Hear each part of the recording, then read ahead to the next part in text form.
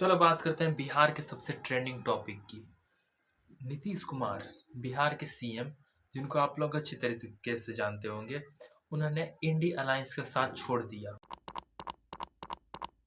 हाँ, और INDI alliance का साथ छोड़ के ऐसा नहीं कि इंडिविजुअली लड़ रहे हैं, नहीं, उन्होंने जाके एनडीए में जाके जुड़ गए। अब नीतीश कुमार के बारे में अगर आप थोड़ा भी जानते होंगे तो आप ये अच्छी तरह से जानते होंगे कि नीतीश कुमार का पहले से ही है इधर से उधर करने का। नीतीश कुमार शुरू से ही इस पार्टी से उस पार्टी करते हैं। ये उनका चौथा यू टर्न था। मगर नीतीश कुमार ने यू टर्न इस बार क्यों लिया? यू टर्न लेने के कुछ मेजर कारण क्या थे? तो सबसे पहले मेजर कारण ये था कि नीतीश कुमार पे एक तरीके से प्रेशर बनाया जा रहा था आरजेडी के द्वारा। 2024 के सेंट्रल इलेक्शन से पहले तेजस्वी यादव को बिहार का मुख्यमंत्री बनाए और वो उस पद का त्याग करें।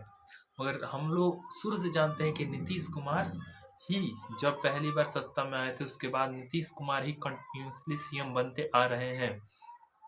नीतीश कुमार अपना पद नहीं छोड़ना चाहते, इसीलिए उन्होंने क्या किया, एनडीए में चले गए और बीजेपी के साथ जुड़ के उन्होंने सीएम के अपने कुर्सी को सिक्योर कर लिया। मगर इसमें सोचने वाली बात एक ये है कि नीतीश कुमार को सीएम पद का त्याग तो करना पड़ेगा। 2025 में जब बिहार के जब चुनाव होंगे उसके बाद नीतीश कुमार सीएम नहीं रहने वाले, चाहे वो आरजेडी में चले जाए चाहे वो बीजेपी में रहे। अगर बीजेपी में वो रहते हैं तो उनके पास एक फायदा ये होगा, साथ ही साथ उनको सेंट्रल में एक कोई कैबिनेट में या फिर कोई एक सेंट्रल मिनिस्टर की कोई सीट दे दी जाएगी। और वही अगर ये आरजेडी में जाते हैं और इंडिया अलायंस में जाते हैं, सेंट्रल में तो ये लोग जीतने से रहे हैं। जहाँ तक सीएम कुर्सी की बात है, वो भी इनको छोड़ना पड़े। उसीलिए नीतीश कुमार का ये बहुत स्मार्ट मूव था। सेकंड बात करते हैं, क्या जेडीयू के नीतीश कुमार इंडी अलायंस को छोड़ के एनडीए में जाने से इंडी अलायंस वीक पड़ गया? तो ये तो सबको पता था, इंडी अलायंस एक न एक दिन कमजोर पड़ना ही था। मगर जब इंडी अलायंस फॉर्म हुआ था, जिसका नाम इन्होंने इंडिया रखा था, ये जब फॉर्म हुआ था तो ये बीजेपी के लिए एक टेंशन था, क्योंकि इंडी अलायंस का टोटल जो वोट शेयर था वो 38% था और बीजेपी का जो टोटल वोट परसेंट देखे तो वो 37% था। इसीलिए टेंशन की बात तो थी। मगर अभी इंडी अलायंस पूरी तरीके से टूटता हुआ दिख रहा है। बिहार से नीतीश कुमार चले गए एनडीए में, ममता बनर्जी खुद अकेले लड़ने की बात कर रही है। इधर पंजाब में आप आम आदमी पार्टी अकेले लड़ने की बात कर रही है। समाजवादी पार्टी को कांग्रेस वाले सीट नहीं दे रहे हैं तो उन्होंने अलग मुंह फुला के बैठे हैं। तो इंडिया अलायंस का अंत तो आ चुका है और 2024 में मोदी कंफर्म हो गए हैं। और ये कंफर्म नहीं, पहले भी कंफर्म थे मोदी तो आएंगे, मगर उस समय मोदी थोड़े कम सीटों से आने वाले थे। अब लगता है मोदी कुछ ज़्यादा सीट से आ जाए।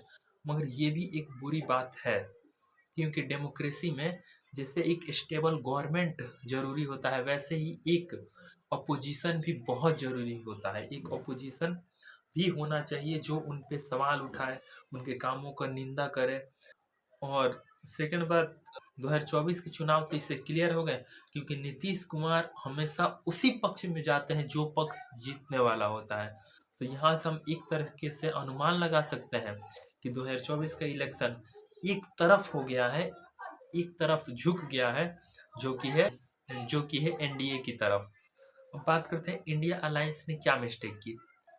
इंडिया अलायंस का सबसे पहला मिस्टेक था कि उन्होंने सीट डिस्कस नहीं किए कि किसको कितने सीट्स मिलेंगे। सेकंड, उनका जो मेन गलती था, उन्होंने एक चेहरा नहीं दिया भारत को कि जो मोदी के खिलाफ एक स्ट्रॉन्ग फेस बन के उभरे, वो उन्होंने नहीं किया। तीसरा उनका मिस्टेक ये था कि उन्होंने कोई मुद्दा उठाया ही नहीं। उन्होंने बस एक ही मुद्दा उठाया, गरीबी, बेरोजगारी। लोग जिसको सुन सुन के उब गए हैं, जिस मुद्दे को लोग सुन सुन के उब गए हैं, उन्होंने कुछ ऐसी बात नहीं की जिससे बीजेपी को नुकसान होता हो। और बीजेपी ने तो बहुत सारे मुद्दे उठा दिए, धारा 370 हटाना हो यूनिफॉर्म सिविल कोड लाना हो, राम मंदिर बनवाना हो। वहीं बनाएंगे, मंदिर वहीं बनाएंगे। हम कहते जी कब बनाओगे, कहते डेट नहीं बताएंगे। राम लला हम आएंगे, मंदिर वहीं बनाएंगे, तारीख नहीं बताएंगे। मंदिर वहीं बनाएंगे, सोच के बोलिएगा, देखिए मंदिर का सवाल है, सोच के नहीं बताएंगे। मंदिर वहीं बनाएंगे लेकिन तारीख नहीं बताएंगे। इसके बाद इनके कुछ यूजुअल जुमले हैं दोस्तों, जो ये हर 5 साल बाद फेंकते हैं। राम मंदिर बनवा देंगे। कुछ लोग पहले ऐसे सवाल किया करते थे, अब उनको जवाब मिल चुका है। अब उनको जवाब मिल गया कि अब धारा 370 भी आ गया, यूनिफॉर्म सिविल कोड भी आ गया, ट्रिपल तलाक भी हट गया, राम मंदिर भी बन गया। अब बीजेपी के नए पोर्टफोलियो में क्या है ये देखना बहुत जरूरी है।